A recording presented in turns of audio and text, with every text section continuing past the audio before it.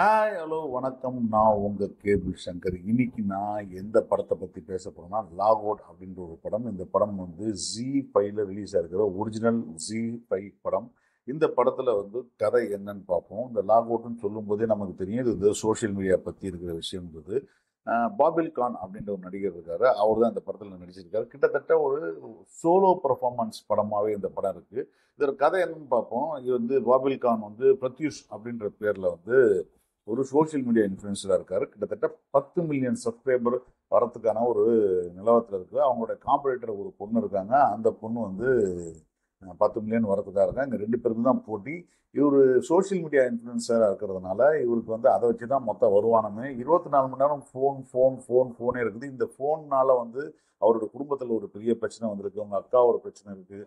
குடும்பத்தை விட்டே தனியாக இருக்காரு. அப்பாவுக்கும் பையனுக்கும் சண்டை வந்து அப்பாவை அடிச்சிட்டாரு. இந்த மாதிரி விஷயம்லாம் நடந்து இருந்தாலும் சோஷியல் மீடியா பற்றி அவருக்கு புரியல. நான் சம்பாதிக்கிறது தான் சொல்லிட்டு கிட்டத்தட்ட ஒரு ஃபோன் அடிக்டாகவே இருக்கிறாரு.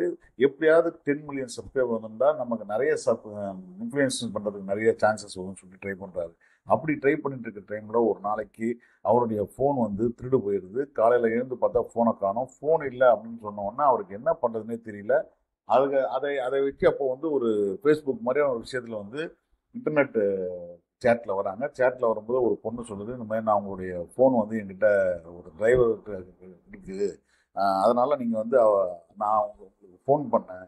அந்த ஃபோன் பண்ணும்போது அவர் எடுத்தார். அவர்கிட்ட தான் காசு இருக்குது, அவர் காசு கொடுத்தா தான் தருவேன்னு சொல்கிறாருன்னு இப்படி கொஞ்சம் கொஞ்சமாக வந்து அவனை நம்ப வச்சு அவனுடைய பாஸ்வேர்டு எல்லாம் வாங்கி அந்த மொத்த ஃபோனையும் ஹேக் பண்ணி அவள் கண்ட்ரோல் வச்சிருக்கிறா. கண்ட்ரோலுக்கு வச்சதுக்கு அப்புறம் அவன் வந்து அந்த பொண்ணு வந்து நான் அவனோட தீவிரமான ரசிகை அப்படின்னு சொல்லிட்டு அவனோட லைலா மஜ்னு வீடியோலாம் நான் பார்த்துருக்கேன். நீ நானும் லைலா மஜ்னு மாதிரி கடைசியில் வந்து நான் உனக்காக சாக போகிறேன், நீ எனக்காக சாக போகிறேன்ற மாதிரி ஒரு விஷயத்த மிரட்ட ஆரம்பிக்கிறாங்க.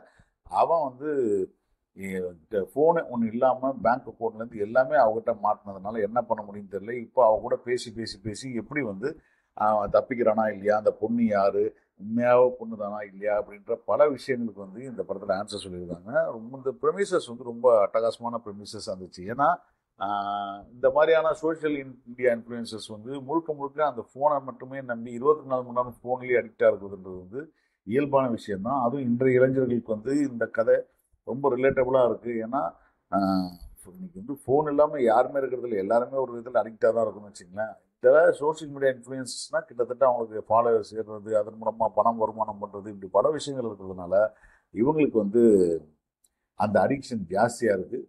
அது என்னைக்குன்னு உணரும்பொழுது வந்து அவங்களுக்கு வந்து இது தெரிய வருது. அவங்களுக்கு இது எப்படி பண்ண போகிறாங்க அப்படின்றது வந்து தெரிய வருது.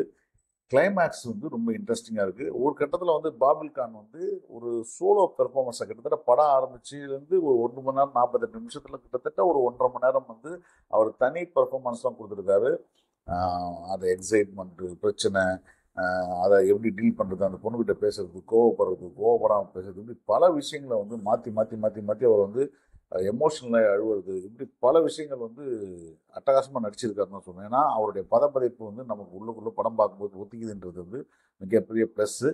ஸோ இந்த படம் வந்து பார்த்தீங்கன்னா ஜி5ல ரிலீஸ் ஆயிருக்கு. லாகோட்டோடைய படத்தோட டைரக்டர் வந்து பார்த்தீங்கன்னா ராஜா சிங். அவர் தான் வந்து டைரக்ட் பண்ணியிருக்கிறாரு. இந்த படம் ஜி5ல ரிலீஸ் ஆயிருக்கு. பார்த்துட்டு உங்கள் கருத்தை சொல்லுங்கள். நன்றி, வணக்கம்.